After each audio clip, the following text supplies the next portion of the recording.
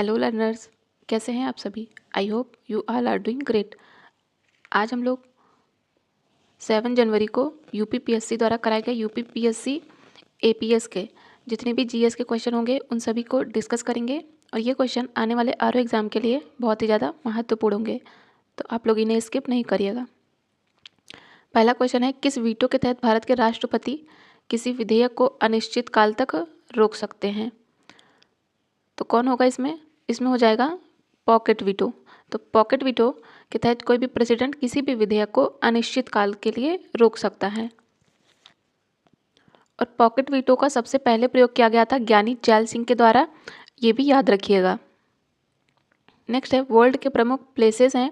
तो गैड्रोसिया किससे संबंधित है, ये संबंधित है बलूचिस्तान से। और अराकोशिया ये किससे संबंधित है, ये संबंधित है कंदहार से। और एरिया की बात करें तो एरिया संबंधित है हेरात से, तथा पारोप मिसादे ये संबंधित है काबुल घाटी। काबुल ये है अफगानिस्तान की राजधानी। तो इसका हो जाएगा 2413, मतलब option B is the right option. Next है, मनुस्मृति के टीकाकार कौन है। तो इसमें हो जाएगा Kulluk Bhatt, option C is the right option. Next है, खानवा का युद्ध कब हुआ था। तो ये हुआ था मार्च 1527 में, लेकिन कब ये हुआ था 16 मार्च को। किसके किसके बीच में होता है। तो ये होता है बाबर वर्सेस राणा सांगा। विजयी कौन होता है इसमें। तो इसमें विजयी होता है बाबर, तो याद रखिएगा ये। और खानवा के विजय के बाद ही बाबर गाजी की उपाधि धारण करता है। किसकी, गाजी की। नेक्स्ट है, निम्नलिखित खेलों में से कौन सा एक ग्रैंड स्लैम से संबंधित है। तो इसमें हो जाएगा लॉन टेनिस। नेक्स्ट है, भारत में अकबर का मकबरा कहाँ स्थित है। तो ये है यूपी में। यूपी में कहाँ, सिकंदराबाद में, मतलब आगरा में स्थित है। और ये किसने बनवाया था, ये अकबर ने स्वयं ही बनवाया था। अकबर का मकबरा अपना खुद ही बनवाया था, लेकिन इसके पहले इसकी मृत्यु हो जाती है। डॉटर ऑफ द ईस्ट इसके राइटर कौन है। तो ये हो जाएंगी बेनजीर भुट्टो। नेक्स्ट है, एंशियंट हिस्ट्री से है कि मृच्छकटिकम पुस्तिका किसके द्वारा रचित है। तो ये हो जाएगी शूद्रक के द्वारा। नेक्स्ट पूछा है 2007 में किस देश ने first T20 cricket world cup जीता था। तो ये जीता गया था इंडिया के द्वारा। किसको हरा के जीता था। तो पाकिस्तान को हराया था। हुआ कहाँ था ये मैच, ये हुआ था साउथ अफ्रीका में हुआ था। नेक्स्ट है, हिंदी दिवस के संबंध में है। तो हिंदी दिवस या फिर राष्ट्रीय हिंदी दिवस 4 सितंबर को मनाया जाता है। ये तो गलत है, क्योंकि ये तो मनाया जाता है 14 सितंबर को, तो पहला गलत हो गया। दूसरा कहता है कि आर्टिकल 351 हिंदी भाषा के विकास से संबंधित है। तो इसका दूसरा सही है, पहला गलत है, इसलिए इसमें हो जाएगा ओनली 2, मतलब option A is the right option. Next बात करेंगे, प्रोजेक्ट टाइगर की शुरुआत भारत सरकार के द्वारा 1973 में की गई थी। बिल्कुल करेक्ट है। 2023 में इसके 50 ईयर्स भी पूरे हुए हैं, तो ये भी याद रखिएगा। और भारत में कुल बाघ, मतलब कि टाइगर अभ्यारण्य, टाइगर रिजर्व कितने हैं, 53 हैं। नहीं, अब हो गए हैं 54, तो ये गलत हो जाएगा, क्योंकि हाल ही के आंकड़ों के अनुसार भारत में टाइगर रिजर्व हो गए हैं 54। 54 नंबर का है कौन सा। तो ये हो जाएगा धौलपुर करौली। धौलपुर करौली है कहाँ पे। तो ये है राजस्थान में। और यदि 53 पूछे तो 53 कौन सा होगा। तो वो होगा रानीपुर टाइगर रिजर्व। कहाँ का है, यूपी का। यूपी में चित्रकूट में। तो इसका पहला गलत सही है, दूसरा गलत है, तो इसका हो जाएगा ओनली, तो इसका हो जाएगा option B, only 1 is the right option. Next बात करेंगे, सूची 1 को सूची 2 से सम्मिलित करना है। प्रमुख प्लेसेस हैं और उनसे जुड़ी इंडस्ट्रीज हैं। तो खेतड़ी किसके लिए प्रसिद्ध है, तांबे के लिए। तो ए में 4, मतलब यहीं से मिल गया हमें ऑप्शन बी। तो यदि रेनकोट की बात करें तो ये हो जाएगा एल्यूमिनियम। सेलम किस लिए है, सूती वस्त्र के लिए है। और सूरत किस लिए है, तो ये हीरे की कटिंग के लिए है। तो खेतड़ी याद रखना तांबे के लिए, और रेनकोट बहुत बहुत बहुत महत्वपूर्ण है। खेतड़ी है कहाँ पे, तो ये है राजस्थान में। नेक्स्ट है, UIDAI ये आधार जारी करने के लिए स्थापित की गई एक वैधानिक प्राधिकरण है। इसका फुल फॉर्म पूछा है, तो इसका फुल फॉर्म हो जाएगा, यहाँ पे हो जाएगा unique identification authority of India, मतलब कि भारतीय विशिष्ट पहचान प्राधिकरण। नेक्स्ट है, पॉलिटी से क्वेश्चन दिया है कि भारतीय संविधान संघीय व्यवस्था प्रदान करता है। बिल्कुल करेक्ट है। और भारत में संघीय व्यवस्था ली कहाँ से गई है, तो ये ली गई है कनाडा से, तो ये भी याद रखिएगा। इसका कारण ये है कि भारत में संघीय व्यवस्था है क्योंकि इसने बहुत मजबूत केंद्र का निर्माण किया है। तो इसका कारण भी सही है, लेकिन कारण कथन की व्याख्या नहीं करता है, क्योंकि संघीय व्यवस्था में क्या होता है, इसमें केंद्र और राज्यों के बीच शक्तियों का वितरण होता है। मतलब संघीय में क्या होता है, केंद्र और राज्य दोनों को शक्तियों का वितरण होता है, ना कि सिर्फ मजबूत केंद्र। तो इसका कारण और कथन दोनों सही है, लेकिन कारण कथन की व्याख्या नहीं करता, तो इसलिए इसमें हो जाएगा ऑप्शन बी।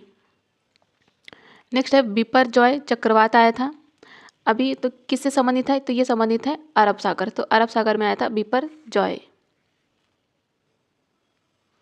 नेक्स्ट बात करेंगे मिट्टी का निच्छालन, मतलब कि leaching of soil is related to, किससे संबंधित है, तो ये लेटेराइट और लाल मिट्टी, ये तो दोनों से संबंधित है। अब इसको हम आंसर के आने के बाद डिस्कस करेंगे, देखते हैं आयोग क्या मानता है। लेकिन इसमें मिट्टी का जो निच्छालन है ये लेटेराइट मृदा में भी होता है और लाल मिट्टी में भी होता है। नेक्स्ट बात करेंगे IFSC का फुल फॉर्म क्या होगा, तो इसमें हो जाएगा इंडियन फाइनेंशियल सिस्टम कोड, मतलब option A is the right option.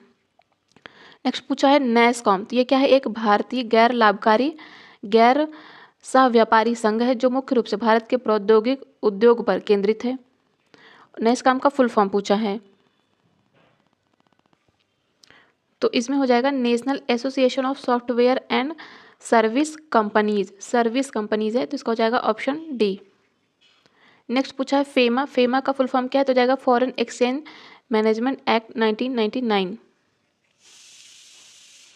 Next है भारत के नवीन संसद भवन का उद्घाटन किया गया है, किसके द्वारा किया गया है, तो ये किया गया है भारत के प्रधानमंत्री के द्वारा। नेक्स्ट है straight from the heart and autobiography किसकी है, तो ये है कपिल देव की, तो इसके हो जाएगा option D, only 2 is the right option. Next है कौन सी नदी कर्क रेखा को 2 बार कट करती है, तो इसमें हो जाएगा माही नदी। कहाँ बहती है, राजस्थान में बहती है। अच्छा, विषुवत रेखा बात करें मतलब कि भूमध्य रेखा की, तो उसको कौन सी नदी 2 बार कट करती है, तो यह है अफ्रीका में कांगो नदी जो कि भूमध्य रेखा को 2 बार कट करती है। मकर की बात करें तो मकर रेखा को लिम्पोपो जो कि साउथ अफ्रीका को है, ये 2 बार कट करती है, तो ये तीनों याद रखिएगा।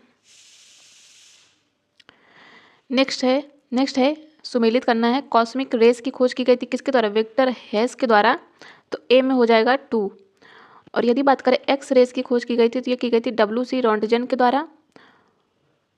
और यदि बात करें रेडियो सक्रियता की जिसकी खोज की जाती है हेनरी बेकरल के द्वारा, और कृत्रिम रेडियो सक्रियता मतलब कि आर्टिफिशियल रेडियो एक्टिविटी की खोज की जाती है I क्यूरी और F जोलियट के द्वारा। तो इसका हो जाएगा 2 3 4 1, मतलब option A is the right option.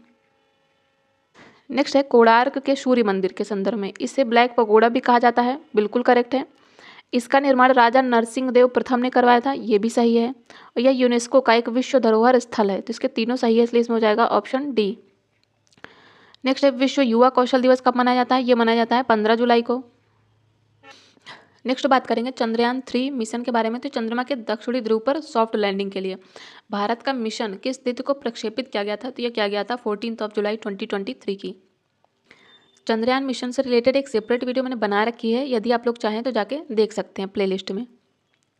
Next है भारत के संविधान के आर्टिकल 240 के अंतर्गत कुछ संघ राज्य क्षेत्रों के लिए विनियम बनाने की राष्ट्रपति की शक्ति के संदर्भ में निम्नलिखित में से कौन सा सही नहीं है, तो इसका आर्टिकल 241 क्लॉज सी, ये पुडुचेरी से नहीं, ये संबंधित है दादर और नगर हवेली से, तो इसका ऑप्शन ए ही सुमेलित नहीं है।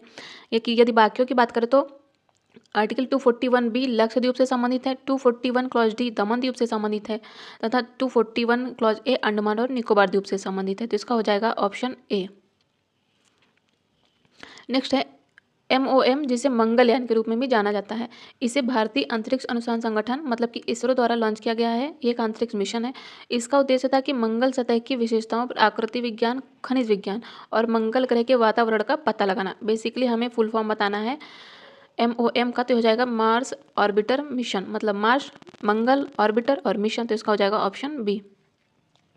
नेक्स्ट है एशियन गेम्स 400, एशियन गेम्स में 400 मीटर में गोल्ड मेडल प्राप्त करने वाली पहली भारतीय महिला कौन है, तो ये हो जाएंगी कमलजीत संधू। नेक्स्ट है थॉमस कप किससे संबंधित है, तो ये संबंधित है बैडमिंटन से। नेक्स्ट है सूचना का अधिकार अधिनियम 2005 मुख्यतः किस उद्देश्य में सहायता करता है, तो ये करता है ट्रांसपेरेंट एडमिनिस्ट्रेशन में, मतलब कि पारदर्शी प्रशासन में हेल्प करता है सूचना का अधिकार अधिनियम 2005, तो इसका हो जाएगा ऑप्शन सी। नेक्स्ट है किताबें और उनसे जुड़े लेखक हैं, तो जिसमें यशपाल जी की बात करें तो इनकी बुक है तेरी मेरी तेरी उसकी बात, मेरी तेरी उसकी बात। कमलेश्वर की बात करें तो ये है कितने पाकिस्तान। भीष्म साहिनी की बात करें तो ये है तमस। तमस किसकी है? भीष्म साहिनी की। सुरेंद्र वर्मा की मुझे चांद चाहिए। तो इसका हो जाएगा 24242413 मतलब option C is the right option. Next है सुबह एवं शाम के वक्त जब सूरज क्षितिज के पास होता है तो यह लालिमा युक्त प्रतीत होता है। इस अवलोकन के लिए जिम्मेदार परिघटना कौन है? तो इसे क्या बोलेंगे? इसे बोलेंगे सिक्रेशन ऑफ लाइट मतलब कि प्रकाश का छितराव या फैलाव। तो इसका हो जाएगा ऑप्शन बी। नेक्स्ट है विटामिन से रिलेटेड क्वेश्चन है कि बच्चों में सूखा रोग किसकी कमी के कारण होता है? तो ये होता है विटामिन डी के कारण। नेक्स्ट बात करेंगे भारतीय संविधान का कौन सा अनुच्छेद भारत के राज्य की वाद योग्यता से संबंधित है? तो इसका हो जाएगा article 300। Option A is the right option. Next है 1921 में हुआ था मोपला विद्रोह, हुआ कहाँ था? केरल में हुआ था। इसका पहला कहता है कि मोपलाओं पर जमींदारों का अत्याचार कारण था इस विद्रोह का। दूसरा कहता है कि जो अंग्रेजी सरकार थी इसकी खिलाफत विरोधी नीतियाँ थी। इसके दोनों सही हैं, इसलिए इसमें हो जाएगा ऑप्शन ए। नेक्स्ट है गोलकुंडा का किला भारत में कहाँ स्थित है? तो ये है आधुनिक तेलंगाना में। नेक्स्ट है निम्न में से किस एक संशोधन के द्वारा लोकसभा की सीटें 525 से बढ़ाकर 545 की गई थी? तो ये की गई थी 31st अमेंडमेंट एक्ट के द्वारा मतलब option A is the right option. Next है निम्नलिखित में से कौन सा सही सुमेलित बताना है? तो इसमें हो जाएगा Indira Gandhi tryst with power. ये है बुक किसकी? नयनतारा सहगल जी की। तो इसका ऑप्शन बी ही सुमेलित है। नेक्स्ट है पाकिस्तान के नाम का विचार का सुझाव सबसे पहले रहमत अली के द्वारा दिया गया था। बिल्कुल सही है, रहमत अली के द्वारा ही दिया गया था। तो इसका कथन बिल्कुल सही है, जिसका कारण ये कहता है कि रहमत अली ने 1933 में अभी या कभी नहीं मतलब कि नाउ और नेवर नामक पुस्तक प्रकाशित की थी। तो बिल्कुल सही है। तो रहमत अली ने इसी बुक में पहली बार पाकिस्तान नाम का जिक्र किया। तो इसका कथन भी सही है, कारण भी सही है और कारण कथन की व्याख्या भी करता है। तो इसलिए इसका हो जाएगा ऑप्शन डी। यदि पाकिस्तान की बात करें तो 1940 में होता है मुस्लिम लीग का लाहौर अधिवेशन। जब 1940 में मुस्लिम लीग के लाहौर अधिवेशन में ही आधिकारिक तौर पर पाकिस्तान को स्वीकार किया गया था। तो ये भी याद रखिएगा। तो यहाँ पे बजट अधिनियम के निम्नलिखित चरणों को सही क्रम में रखिए। तो इसमें सबसे पहले क्या होता है? सबसे पहले तो विधायिका को प्रस्तुतिकरण होता है मतलब कि प्रेजेंटेशन टू लेजिस्लेचर। तो इसमें हो जाएगा 5, तो 2 तो एलिमिनेट कर दो। फिर उसके बाद क्या होती है? फिर उसके बाद होगी आम बहस। तो 5 के बाद आएगा 1 एंड देन अनुदानों पर मांग होगी। फिर विनियोग विधेयक पारित होगा और सबसे लास्ट में होगा वित्त विधेयक। तो इसका हो जाएगा 5, 1, 4, 2, 3 मतलब option A is the right option. Next है विश्व प्रेस स्वतंत्रता सूचकांक मतलब कि world press freedom index 2023। India रहा है 161 पोजीशन पर। टॉप किया है नॉर्वे ने। याद रखिएगा टॉप कंट्री स्टेटमेंट बना के पूछ सकता है आरओ में, बहुत महत्वपूर्ण है। जारी किसके द्वारा किया गया? तो ये किया गया है रिपोर्टर्स विदाउट बॉर्डर के द्वारा जारी की जाती है। ये रिपोर्टर्स विदाउट बॉर्डर के द्वारा। पृथ्वी की परपटी होना चाहिए ना कि पपड़ी। पृथ्वी की परपटी में कार्बन का अनुमानित प्रतिशत पूछा है तो हो जाएगा 0.02% मतलब option C is the right option. Next है निम्नलिखित में से कौन सा एसिड बिच्छू ब्यूटी मतलब नेटल की पत्तियों द्वारा स्रावित होता है जो दर्द युक्त तो डंक देता है? तो इसमें हो जाएगा मेथेनोइक एसिड मतलब option D is the right option. Next है कौन सा यूपी का उच्चतम बिंदु है? तो यूपी का उच्चतम बिंदु कौन सा? ये हो जाएगा आमशोट पहाड़ियाँ। तो इसका हो जाएगा ऑप्शन बी। नेक्स्ट है निम्नलिखित में से कौन अंतर्राष्ट्रीय शूटिंग खिलाड़ी हैं? तो ये हैं अंजुम मौदगिल। तो हम लोगों ने जीएस के जितने भी इंपॉर्टेंट क्वेश्चन थे उनको डिस्कस किए हैं, बहुत महत्वपूर्ण है। करंट तो यहाँ के बहुत महत्वपूर्ण है आरओ एग्जाम के लिए। तो यदि आप लोगों को सेशन हेल्पफुल लगा हो तो प्लीज़ वीडियो को लाइक करिएगा, चैनल को सब्सक्राइब जरूर करिएगा और साथ ही अपने फ्रेंड्स के साथ शेयर जरूर करिएगा। Thank you so much.